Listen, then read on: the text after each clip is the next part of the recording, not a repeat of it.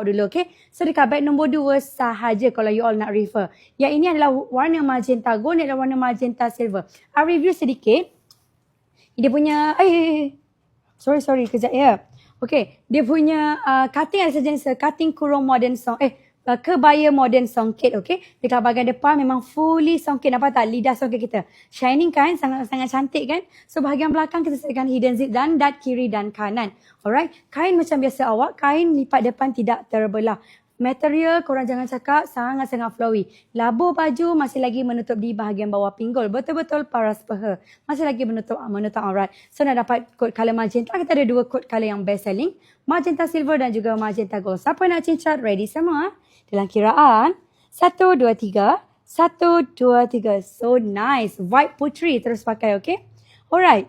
Sis Rin Rahmat. Ya, nak tengok dark emerald. Dark emerald. Okay, boleh. Awak nak tengok kebaya ke?